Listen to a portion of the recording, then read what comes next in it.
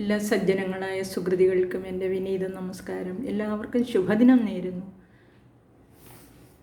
ഓം സീതാലക്ഷ്മണ ഭരത ശത്രുഘ്ന ഹനുമത് സമേത ശ്രീരാമചന്ദ്രസ്വാമിനേ നമഃ. ഹേ ശ്രീ പാഹിമാം പാഹി. നമ്മളിന്നലെ ശ്രീ നാരദ രാഘവ സംവാദമാണ് പറഞ്ഞു നിർത്തിയത്.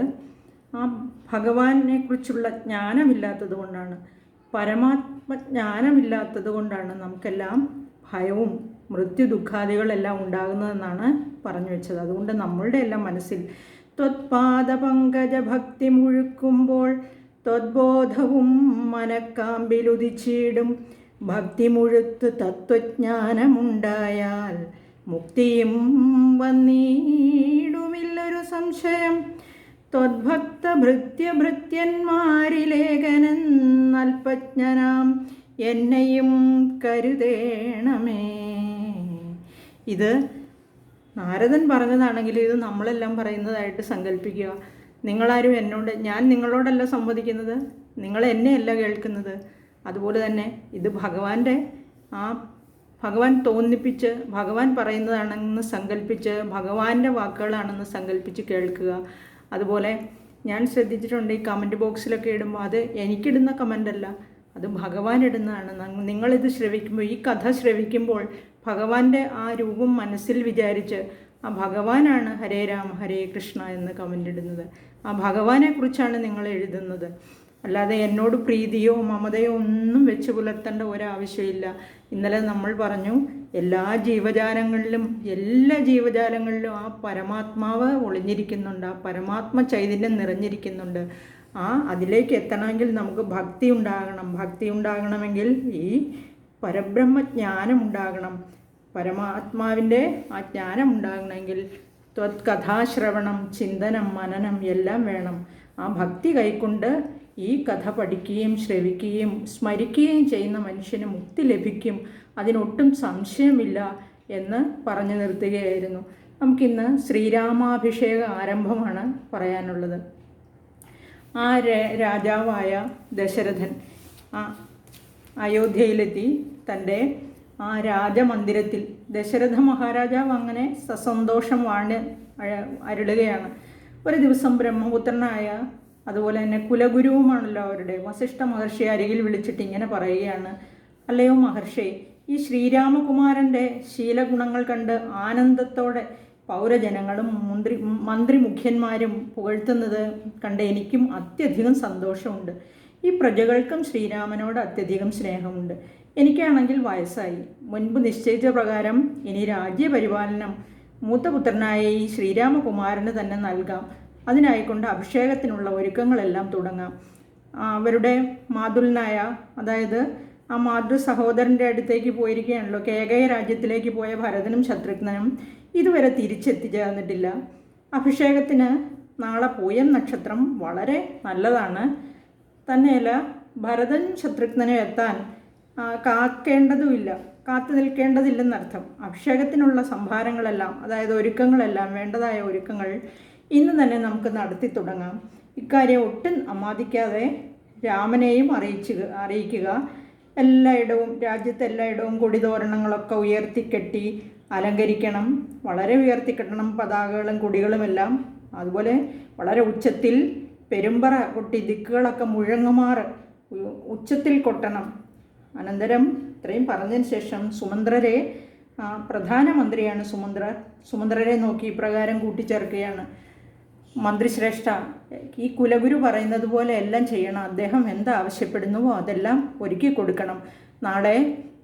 നാളെ തന്നെ യുവരാജാവായിട്ട് രാമകുമാരനെ അഭിഷേകം ചെയ്യേണ്ടതാണ് എന്ന് പറയുന്നു.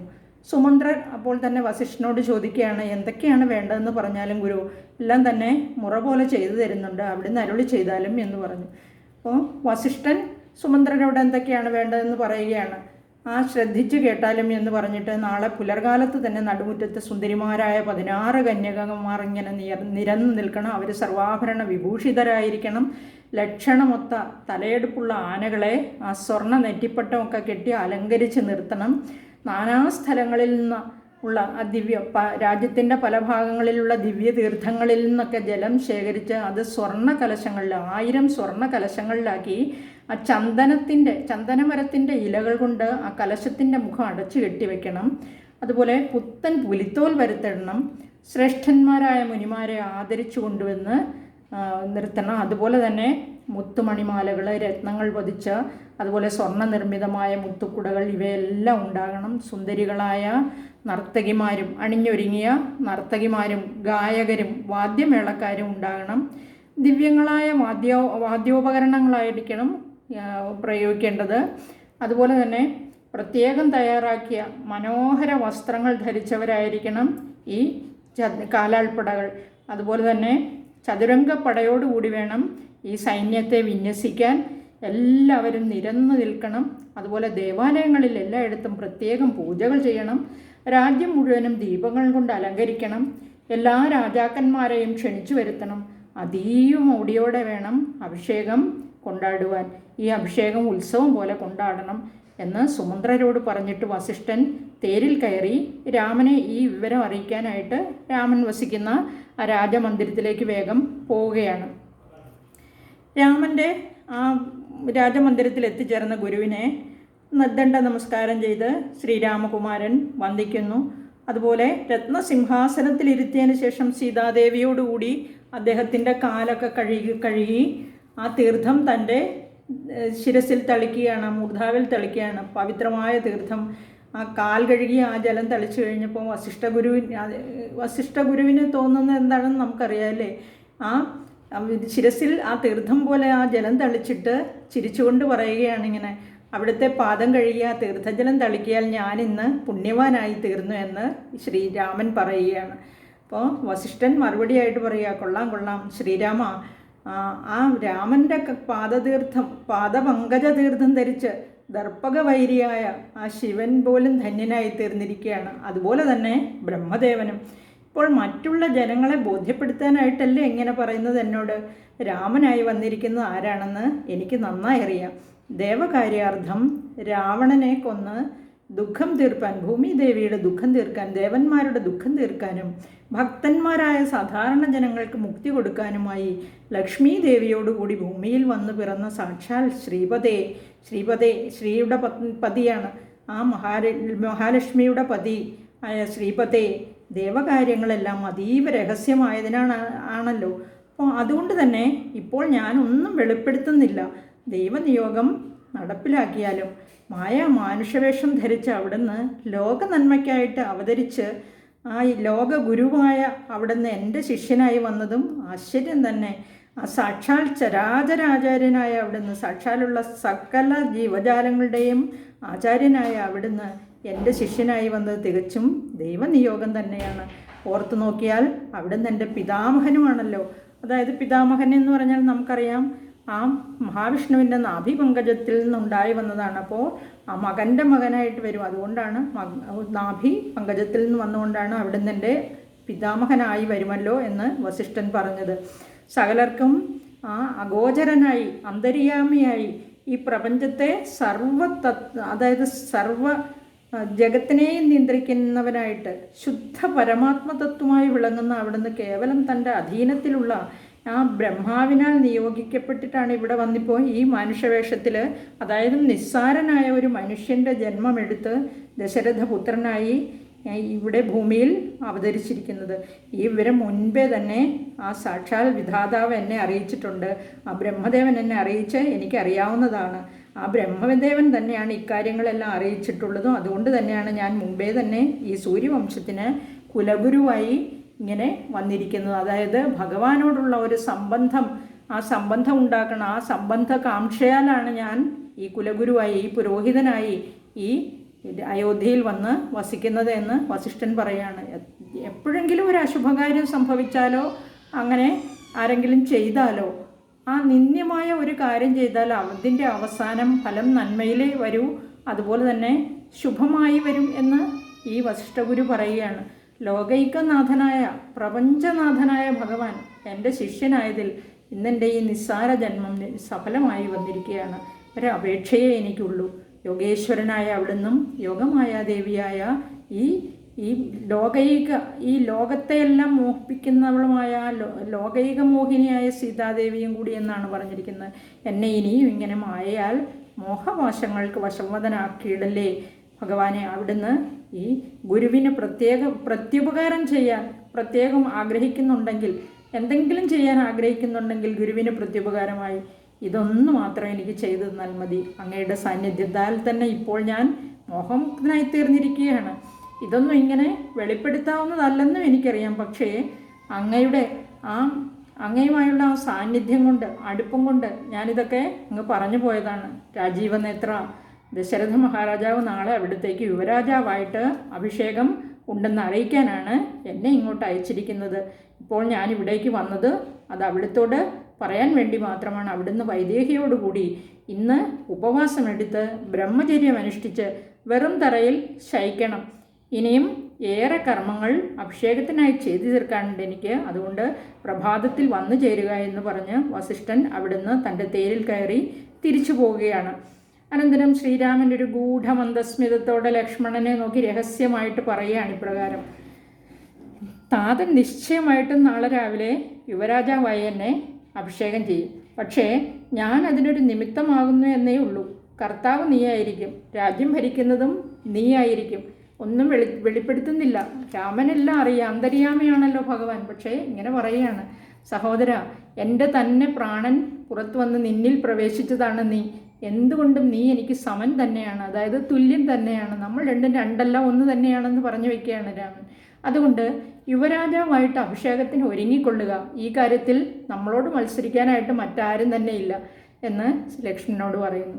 ഈ സമയം വസിഷ്ഠ മഹർഷി ദശരഥ മഹാരാജാവിൻ്റെ സമീപത്തെത്തി നടന്ന കാര്യങ്ങളെല്ലാം സവിസ്തരം ഇങ്ങനെ പറഞ്ഞു കേൾപ്പിക്കുകയാണ്. രാജീവ സംഭവനന്ദനൻ എന്ന് പറഞ്ഞിരിക്കുന്നത് വസിഷ്ഠ മുനിയാണ്. തന്നോട്, അതായത് ആ വസിഷ്ഠൻ, ആ രാജീവ സംഭവ നന്ദനൻ തന്നോട്, വസിഷ്ഠനോട്, അതായത് അഭിഷേകം സംബന്ധിച്ച വിശേഷങ്ങളൊക്കെ നിറഞ്ഞ സന്തോഷത്തോടെ പറയുന്നത് കേട്ട് അത് കേട്ടതായ ഒരു ഭൃത്യൻ, ഒരു പുമാൻ സുമിത്രയോടും കൗസല്യയോടും ചെന്ന് ഈ വിവരം അറിയിക്കുകയാണ്. ഇങ്ങനെ ശ്രീരാമദേവന് അഭിഷേകം, ശ്രീരാമകുമാരന് അഭിഷേകം നടത്താൻ പോവുകയാണ് എന്ന്. ഈ വിവരം അറിഞ്ഞ കൗസല്യ വേഗം തൻ്റെ കഴുത്തിൽ കിടന്ന ഒരു മാല ഊരി ഈ വിവരം അറിയിച്ച ആൾക്ക് സമ്മാനിക്കുകയാണ്. അപ്പോൾ തൻ്റെ തനയനായ, തൻ്റെ മകനായ ആ ശ്രീരാമൻ്റെ അഭ്യുദയത്തിനായി, ഉത്കർഷത്തിനായി, ശ്രേയസ്സിനായി പ്രത്യേകം പൂജകൾ ചെയ്ത് ലക്ഷ്മി ദേവിയെ സ്തുതിക്കുകയാണ്. ദേവി നാഥേ, മഹാദേവി തുണയ്ക്കണേ. ഇവിടെ ഇങ്ങനെ പ്രാർത്ഥിച്ച് ദേവി മഹാലക്ഷ്മിയോട് പ്രാർത്ഥിക്കുന്നിടത്ത്, കൗസല്യാദേവി പ്രാർത്ഥിക്കുന്നിടത്ത് ഈ ശ്രീരാമാഭിഷേക ആരംഭം എന്ന ഭാഗം അവസാനിക്കുകയാണ്. ഇനി അടുത്തത് അഭിഷേക വിഘ്നമാണ്. നമുക്ക് നോക്കാം അഭിഷേക വിഘ്നം എങ്ങനെയാണ് സംഭവിക്കുന്നതെന്ന്. ഇങ്ങനെ സത്യസന്ധനായ രാജാവാണ് ദശരഥൻ എന്ന് എല്ലാവർക്കും അറിയാം. അപ്പോൾ പിറ്റേ ദിവസം, അതായത് അടുത്ത ദിവസം പൂയം നക്ഷത്രത്തിൽ അഭിഷേകം നടത്താനുള്ള ഒരുക്കങ്ങളൊക്കെ നടന്നുകൊണ്ടിരിക്കുകയാണ്. കൈകേയിയോടും മറ്റു പത്നിമാരായ സുമിത്രയോടും കൗസല്യയോടും ഉള്ളതിന്, ഈ കൈകേയിയോട് ആണ് കൂടുതൽ പ്രിയം 3 ഭാര്യമാരുണ്ടെങ്കിലും. അപ്പോൾ അങ്ങനെ ആ ദശരഥ മഹാരാജാവിന് അങ്ങനെ പ്രിയമുള്ളതിനാൽ അല്പം ഒരു വ്യസനം ഉള്ളിലുണ്ട്. അതായത് എന്തായാലും ഈ രാമനെ രാജാവായിട്ട് വാഴിക്കുമ്പം കൈകേയിക്ക് എന്തെങ്കിലും തോന്നുമോ എന്നായിരിക്കും എന്ന് തോന്നുന്നു. എന്തായാലും അല്പം വ്യസനമുണ്ട് ഈ കൈകേയിയോട് പ്രിയം കൂടുതലുള്ളതിനാൽ എന്നാണ് എഴുതിയിരിക്കുന്നത്. ദുർഗാദേവിയോട് ഇങ്ങനെ പ്രാർത്ഥിക്കുകയാണ്: ദുർഗേ ഭഗവതി ദുർഗതി നാശിനി ദുർഗതി നീക്കി തുണച്ചിടുകമ്പികെ എന്ന്. അപ്പോൾ പ്രാർത്ഥിച്ചിട്ട് രാജാവായ ദശരഥന് ഈ കൈകേയി കാമുകിയെ പോലെയാണ് എഴുതിയിരിക്കുന്നത്. അതുകൊണ്ട് തന്നെ എന്ത് സംഭവിക്കുമെന്നൊരു രൂപവുമില്ല. ആ കൈകേയിയുടെ മനസ്സിൽ എന്താണാവോ അതും നിശ്ചയമില്ല. എന്തായാലും എല്ലാം നല്ലതിനായി വരണമേ എന്ന് വിചാരിച്ച് വിഷാദിച്ചിരിക്കുന്നതായിട്ട് ഉള്ള സമയം ഈ വാനവരെല്ലാം എന്ന് എഴുതിയിരിക്കുന്നത്, അതായത് ദേവന്മാരെല്ലാവരും കൂടി ഒന്നു ചേർന്ന് ആലോചിച്ച് വാണിദേവിയായ സരസ്വതീ ദേവിയോട് ഇങ്ങനെ അപേക്ഷിക്കുകയാണ്: ലോകമാതാവേ. എന്തുകൊണ്ടാണ് ലോകമാതാവേ എന്ന് വിളിച്ചത്? സൃഷ്ടികർത്താവായ വിരിഞ്ചൻ്റെ സഹധർമ്മിണിയാണല്ലേ.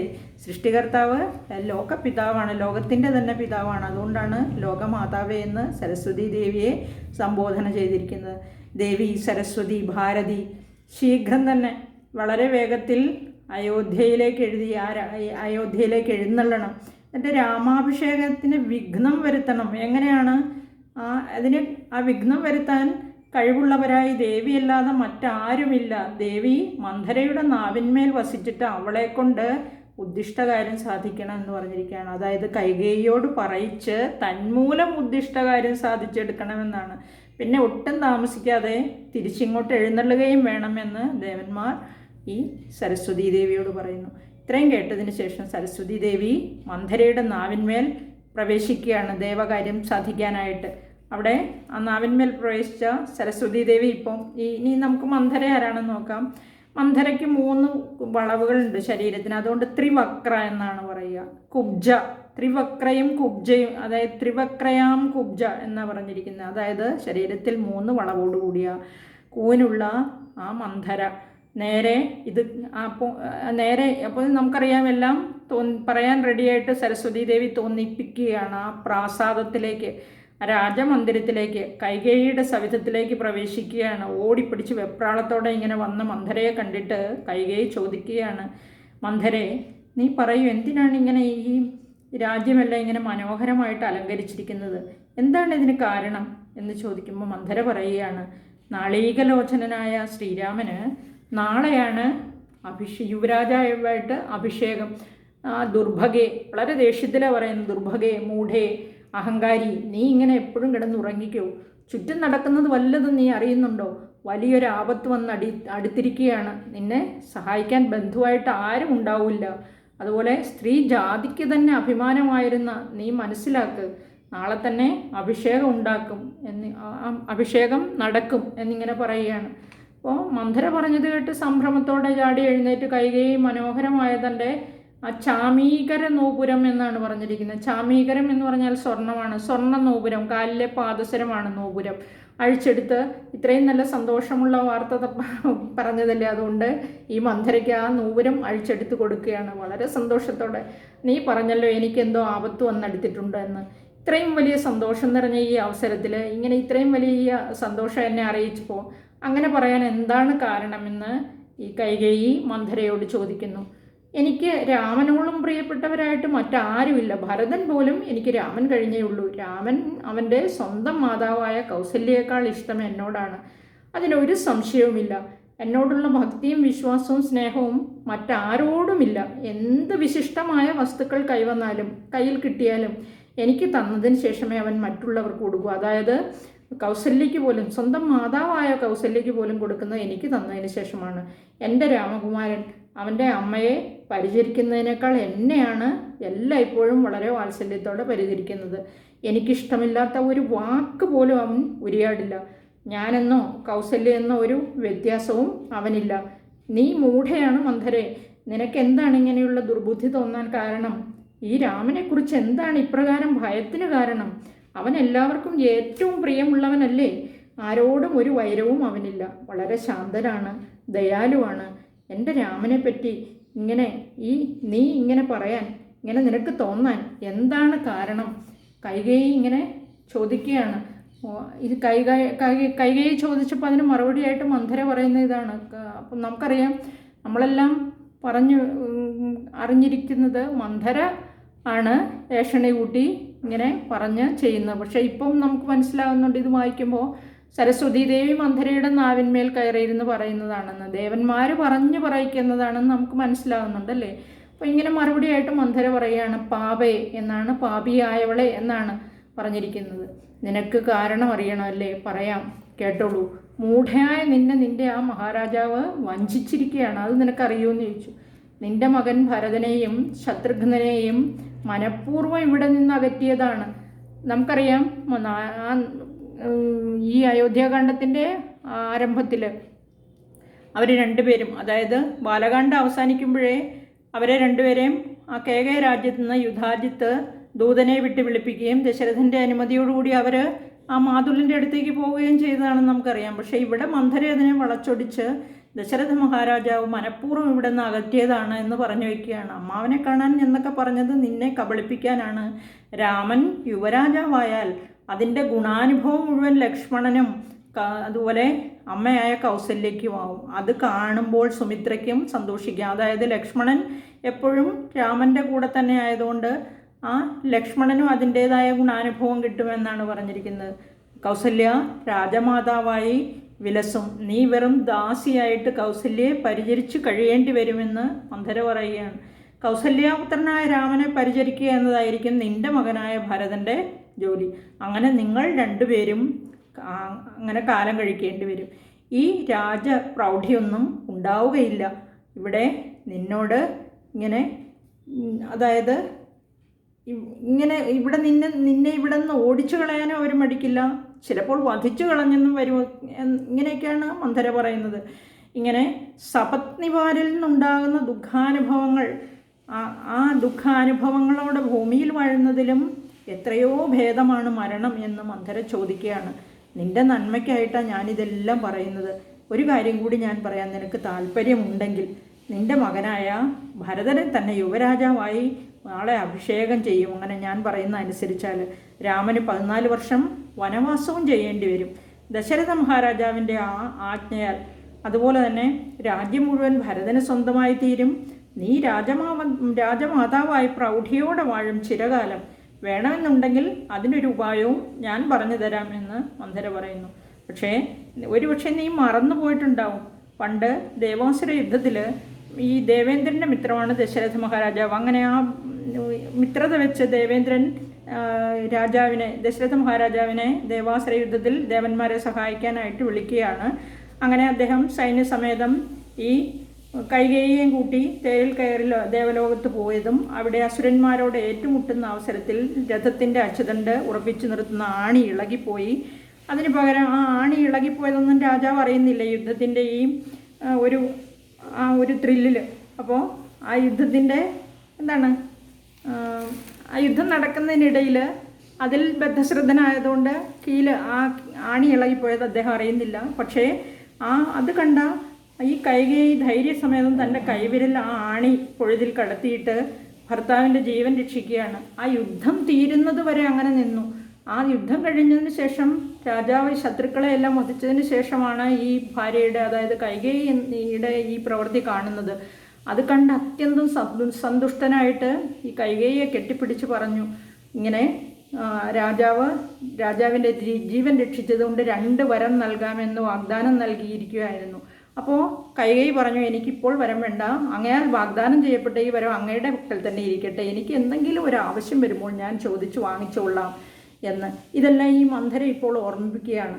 അപ്പോൾ ഞാനും ഇതെല്ലാം മറന്നുപോയി എന്നാണ് മന്ധര പറയുന്നത്. അതുകൊണ്ട് ഈ കൈകേയിയോട് ഇതെല്ലാം പറഞ്ഞു കൊടുത്തിട്ട് പറയുകയാണ്, നീ ഇന്ന് ആ വരം ചോദിക്കണം, ആവശ്യം വരുമ്പോൾ ചോദിക്കാമെന്നല്ലേ നീ പറഞ്ഞിരുന്നത്. അങ്ങനെ രാജാവിൽ നിന്ന് നീ സത്യം ചെയ്ത് വാങ്ങിക്കണം വരം കൊടുക്കാമെന്നുള്ളത്. അങ്ങനെ പിന്നീട് പറഞ്ഞു മന്ധര അനുസരിച്ചാണ് ഈ കൈകേയി സ്വന്തം അറയിൽ കയറി ആഭരണങ്ങളെല്ലാം വലിച്ചെറിഞ്ഞ് മലിന വസ്ത്രങ്ങൾ ധരിച്ച് മുടിയഴിച്ചിട്ട് കരഞ്ഞ് വിളിച്ച് കോപത്തോടുകൂടി ഈ രാജാവ് വരുമ്പോൾ ഇങ്ങനെ വരം ചോദിച്ച് വാങ്ങാൻ വേണ്ടി വെറും തറയിൽ ഇങ്ങനെ ശയിക്കുകയാണ്. അങ്ങനെ ചെയ്തുകൊണ്ടിരുന്നു. അപ്പം ഈ വൈകുന്നേരമായി അതിൻ്റെ കൂടെ മന്ധരയോട് പിന്നെയും പറയുന്നുണ്ട് കൈകേയി, രാമൻ വനത്തിന് പോകുന്നത് വരെ ഞാനിങ്ങനെ ഇവിടെ തന്നെ കിടക്കും, നീ നോക്കിയോ, അല്ലെങ്കിൽ ഞാൻ എൻ്റെ പ്രാണൻ തന്നെ കളയും എന്ന് പറയുന്നുണ്ട്. ഭരതനെ യുവരാജാവായി വാഴിച്ചാൽ നിനക്ക് ഞാൻ ആ സമ്മാനമായി പാരിതോഷികമായി 100 ദേശങ്ങൾ നൽകുന്നുണ്ട് എന്നും കൂട്ടിച്ചേർക്കുന്നുണ്ട് കൈകേയി. അങ്ങനെ മന്ധര പറയാണ് കൈകേയിയോട്, നീ വിചാരിക്കുന്നത് പോലെ തന്നെ സംഭവിക്കട്ടെ എന്ന് പറഞ്ഞ് മന്ധര അവിടെ നിന്ന് പോവുകയാണ്. കൈകേയിയും മന്ധര ഉപദേശിച്ചതനുസരിച്ച് തൻ്റെ അറയിൽ കയറി മുടിയൊക്കെ അഴിച്ചിട്ട് വളരെ വിഷണ്ണയായിട്ട് അല്പം കോപത്തോടു കൂടി രാജാവിനോട് പിണങ്ങി അങ്ങനെ ഇരിക്കുകയാണ്. അപ്പം ഇവിടെ ഒരു ലോകനീതിയെ ഉദ്ധരിക്കുന്നുണ്ട്. അവിടെ എത്ര വിശിഷ്ട ഗുണങ്ങളുള്ള വ്യക്തിയാണെങ്കിലും ദുഷ്ടസംഘം കൊണ്ട് അവൻ സജ്ജന മധ്യത്തിൽ അവരാൽ തന്നെ നിന്ദിതരായി വരുമെന്ന് പറയുന്നുണ്ട്. ഒരു സംശയവുമില്ല എന്ന് പറയുന്നുണ്ട് ഇവിടെ. അതായത് 83-ാമത്തെ പേജിലാണത്. ഇവിടെ ഈ മന്ധര പറയുന്നത് ഇങ്ങനെ, ഏതും ഇതിനൊരിളക്കം വരായെങ്കിൽ നീ ചേതസി ചിന്തിച്ച കാര്യം വരും ദൃഢം. അതായത് ഈ പറഞ്ഞതുപോലെയൊക്കെ ചെയ്താൽ നീ വിചാരിച്ച കാര്യം ദൃഢമായിട്ടും സംഭവിക്കുമെന്ന് പറഞ്ഞു. എന്നു പറഞ്ഞു പോയിടിനാൾ മന്ധര പിന്നെ യൗവണ്ണം അനുഷ്ഠിച്ചു രാജ്ഞിയും ധീരനായ ഏറ്റം ദയാന്വിതനായി ഗുണാചാര സംയുക്തനായി നീതിജ്ഞനായി നിജദേശിക വാക്യസ്ഥിതനായി സുശീലനായി ആശയശുദ്ധനായി വിദ്യാനിരതനായി ശിഷ്ടനായുള്ളവനെന്നങ്ങിരിക്കലും ദുഷ്ടസംഗം കൊണ്ടു കാലാന്തരത്തിനാൽ സജ്ജനനിന്ദ്യനായി വന്നുകൂടും ദൃഢം ദുർജന സംസർഗമേറ്റം അകലവേ വർജിക്ക വേണം പ്രയത്നേന സൽപ്പുമാൻ കജ്ജളം പറ്റിയാൽ സ്വർണവും നിഷ്പ്രഭം. ഇങ്ങനെ പറഞ്ഞിരിക്കുകയാണ്. അതുപോലെ നമ്മൾ ദുർജനങ്ങളെ ഏറ്റവും അകറ്റി നിർത്തണം എന്നാണ്. ഇത് തന്നെ ദുർജനങ്ങളെ പറ്റി നീതിസാരത്തിൽ പറഞ്ഞിരിക്കുന്നു, കൂടെ കേൾക്കുക. വൃശ്ചികസ്യ വിഷം പുച്ഛം മക്ഷികായാം വിഷം ശിര തക്ഷകസ്യ വിഷം ദന്തം സർവാംഗം ദുർജനസ്യ ച. ഈ ദുഷ്ടജനങ്ങൾക്ക് സർവാംഗം വിഷമാണെന്നാണ് പറഞ്ഞിരിക്കുന്നത്. അവരെ നമ്മൾ ഏറ്റവും അകറ്റി നിർത്തണം. വൃശ്ചികസ്യ എന്ന് പറഞ്ഞാൽ തെളിന് വാലിന്മേൽ മാത്രമേ വിഷമുള്ളൂ. മക്ഷികായാം അതായത് ഈ ഈച്ചകൾക്ക് വിഷം ശിരസിൽ മാത്രമേ ഉള്ളൂ. തക്ഷകസ്യ എന്ന് ഉദ്ദേശിക്കുന്ന സർപ്പങ്ങളെ മൊത്തം ഉദ്ദേശിച്ചാണ്. സർപ്പത്തിൻ്റെ വിഷം അതിൻ്റെ പല്ലിൽ മാത്രമേ ഉള്ളൂ. പക്ഷേ ദുർജനങ്ങൾക്ക് വിഷം സർവത്ര വിഷമാണ്, സർവാംഗം വിഷമാണെന്നാണ് പറഞ്ഞിരിക്കുന്നത്. ഈ കലിയുഗത്തിലും നമ്മളിതെല്ലാം വളരെ ശ്രദ്ധിക്കേണ്ടതാണ്. ദുഷ്ടസംസർഗം കൊണ്ട് നമ്മൾ കളിയാക്കിയാണെങ്കിലും പറയും സംസർഗ ഗുണാദോഷ ഭവന്തി എന്ന് പറയില്ലേ, അതുതന്നെയാണിത്. അപ്പോൾ ദശരഥ മഹാരാജാവ് അന്തഃപുരത്തിലെത്തിയപ്പോൾ പ്രിയപത്നിയായ കൈകേയിയെ കാണാതെ വളരെ വിഹ്വലനായിട്ട് ഇങ്ങനെ ചിന്തിക്കുകയാണ്. ഞാൻ അന്തഃപുരത്തിലെത്തുമ്പോൾ വാതിൽക്കൽ തന്നെ എന്നെ കാത്ത് പുഞ്ചിരിയോടെ സ്വീകരിക്കാറുള്ള കൈകേയിയെ ഇന്ന് കാണുന്നില്ലല്ലോ, എന്തു പറ്റി എന്നിങ്ങനെ പരിചാരികമാരോട് അന്വേഷിക്കുന്നു. അപ്പോൾ ആ പരിചാരികമാർ പറയുകയാണ്, ക്രോധാലയം ഗമിച്ചിരിക്കുന്നു, എന്നാൽ അതിൻ്റെ ഹേതു ഞങ്ങൾക്കറിയില്ല. അങ്ങ് പോയി ദേവിയോട് തിരക്കി നോക്കിയാലും വേഗം, വളരെ ക്രോധിച്ചിരിക്കുകയാണ് കൈകേയി അമ്മ എന്ന് പറയുകയാണ്. മഹാരാജാവ് ഭയത്തോടെ ദേവിയുടെ അടുത്ത് എന്നിരുന്ന് തലോടിക്കൊണ്ട്, പ്രിയേ, ഇങ്ങനെ പൊടിയും ചെളിയും നിറഞ്ഞ ഈ വെറും തറയിൽ ഇങ്ങനെ ദുഃഖിതയായി കിടക്കാൻ എന്താണ് കാരണം? ഒട്ടും മടിക്കാതെ നീ എന്നോട് പറയൂ. എൻ്റെ പ്രജകൾ ആരെങ്കിലും നിന്നോട് അപ്രിയം പറഞ്ഞോ, ചെയ്തോ? അവരാരും നിന്നോട് അങ്ങനെയൊന്നും പ്രവർത്തിക്കില്ലല്ലോ. നരനാണോ നാരിയാണോ? ആരാണ് അനിഷ്ടം പ്രവർത്തിച്ചത്? അവനെ ദണ്ഡിക്കണോ അതോ വധിക്കണോ? നീ പറഞ്ഞാൽ മതി. നീ പറഞ്ഞാൽ ഞാൻ എന്തും അതേപോലെ ചെയ്യും. നിർധനനെ ധനവാനാക്കും. ഇനി ധനവാനാണെങ്കിലോ അവനെ ഞാൻ നിർധനനാക്കും. വധ്യനാണെങ്കിലോ അവനെ ഞാൻ അവധ്യനാക്കിയിടാം. വധ്യനെന്ന് പറഞ്ഞാൽ വധശിക്ഷയ്ക്ക് വിധിക്കപ്പെട്ടവൻ, വധിക്കപ്പെടേണ്ടവൻ. അവനെ അവധ്യനാക്കിയിടാന്ന് പറഞ്ഞാൽ അവനെ വധശിക്ഷയിൽ നിന്ന് മുക്തനാക്കാം. അതുപോലെ അവധ്യനെ ഞാൻ വധ്യനുമാക്കിയിടാം. ഇനി ആരെങ്കിലും കൊല്ലണോ അതും ഞാൻ ചെയ്യാം. അതുപോലെ അവധ്യനെ വധ്യനുമാക്കിയിടാം. എൻ്റെ ഈ ജീവിതം തന്നെ നിനക്ക് അധീനമാണല്ലോ പ്രിയേ. എൻ്റെ പ്രാണനേക്കാൾ എനിക്ക് പ്രിയപ്പെട്ട രാമനാണേ സത്യം. നിൻ്റെ ഇഷ്ടം എന്താണോ അത് ഞാൻ സാധിച്ചു തരും, പറയൂ എന്ന്. ഈ രാമനാണേ സത്യം എന്ന് കേട്ടതും ആ രാജാവ് സത്യം ചെയ്ത് ഉടനിങ്ങനെ കൈകൈ ചാടി എഴുന്നേറ്റിരുന്ന് വരങ്ങളെ ആവശ്യപ്പെടുകയാണ്. അതെങ്ങനെയാണെന്ന് നോക്കാം നമുക്ക്. ഒരിക്കലും, അതായത് 2 വരം, ഈ കാര്യങ്ങളൊക്കെ പറയുകയാണ്. പണ്ട് അങ്ങ് എനിക്ക് 2 വരം തരാമെന്ന് സമ്മതിച്ചിരുന്നില്ലേ ദേവാസുര യുദ്ധത്തിന് പോയപ്പോൾ? അത് എനിക്കിപ്പോൾ വേണം, അത് ഞാനിപ്പോൾ ചോദിക്കുകയാണ്. അതിൽ 1ാമത്തെ വരം ഭരതനെ രാജാവായിട്ട് നാളെ വാഴിക്കണമെന്നാണ്. പിന്നെ മറ്റേത് രാമൻ വനവാസത്തിന് തന്നെ ഗമിക്കണമെന്നുള്ളതും. രാമൻ ജഡാവൽക്കലം, വനവാസത്തിന് പോയാൽ മാത്രം പോരാ, ജഡാവൽക്കലം ധരിച്ച് താപസവേഷത്തോടെ ഫലമൂലങ്ങളെല്ലാം ഭക്ഷിച്ച് 1ഉം 2ഉമല്ല 14 സംവത്സരങ്ങൾ വനത്തിൽ കഴിയണമെന്നാണ് പറഞ്ഞത്. അങ്ങനെ ജനപഥങ്ങളിൽ എന്ന് പറഞ്ഞാൽ ജനവാസ പ്രദേശങ്ങളിലേക്കൊന്നും രാമൻ പ്രവേശിക്കാൻ പാടില്ല. ഇത് കേട്ടയുടൻ പാവൻ രാജാവ് ബോധം കെട്ട് താഴെ വീഴുകയാണ്. അല്പസമയത്തിന് ശേഷം ഉണർന്നെഴുന്നേറ്റിട്ട്, ഞാൻ എന്ത് ദുസ്വപ്നമാണ് തന്നെ പറയുകയാണ്. ഞാൻ ഇത് കണ്ടത് എന്ത് ദുസ്വപ്നമാണ്. അതുപോലെ ദുസ്സഹമായ വാക്കുകൾ എവിടെ നിന്നാണ് കേട്ടത്? ആരാണ് പറഞ്ഞത്? അതോ എനിക്ക് ചിത്തഭ്രമം പിടിപെട്ടോ? ശങ്കര, പരമേശ്വര, എൻ്റെ മൃത്യുസമയം അടുത്തോ? അല്ലയോ പങ്കജലോചന, പരബ്രഹ്മമൂർത്തേ, എന്താണിത്? പിന്നീട് കൈകേയിയെ നോക്കിയിട്ട് കടുവയെ പോലെ തോന്നിച്ചു എന്നാണ് എഴുതിയിരിക്കുന്നത്. വ്യാഘ്രിയെ പോലെ കൈകേയിയെ നോക്കി ഭയത്തോടെ ഇങ്ങനെ പറയുകയാണ്, ഭദ്രേ, നീ ഇപ്രകാരം പറയാൻ ആ രാമൻ നിന്നോട് എന്ത് അപരാധമാണ് ചെയ്തത്? എനിക്ക് മൃത്യുസമയമായ അതായത് മൃത്യു സമാനമായ എന്നാണ്. എനിക്ക് മൃത്യുവിന് സമാനമായ പ്രാണഹാനികരമായ ഇപ്രകാരമുള്ള വാക്കുകൾ പറയാൻ എന്താണ് കാരണം? മുൻപെല്ലാം രാമൻ്റെ ഗുണഗണങ്ങളെ മാത്രമല്ലേ നീ വർണ്ണിക്കാറുള്ളൂ? നീ വർണ്ണിച്ച് പറഞ്ഞതെല്ലാം ശുദ്ധ നുണയായിരുന്നോ, കള്ളമായിരുന്നോ നീ രാമനെ കുറിച്ച് പറഞ്ഞത്? നിന്നെയും കൗസല്യയും അവന് ഒരു വ്യത്യാസമില്ലെന്ന് പറഞ്ഞതും കള്ളമായിരുന്നോ? അങ്ങനെയുള്ള നിനക്കിപ്പോൾ ഇങ്ങനെയൊക്കെ തോന്നാൻ എന്താണ് കാരണം? നിന്റെ മകനായ ഭരതനെ ഞാൻ നിന്റെ മകനായ ഭരതനെ യുവരാജാവായിട്ട് ഞാൻ വാഴിക്കാം, രാജ്യം കൊടുക്കാം. പക്ഷേ രാമനെ കാട്ടിലേക്ക് അയക്കാൻ നിനക്കെന്താ ഇത്ര താല്പര്യം? അവൻ പോകണമെന്നുണ്ടോ? അവനെ നീ ഭയപ്പെടുകയേ വേണ്ട. അവൻ ഭരതന് ഒരു ദോഷവും ചെയ്യില്ല.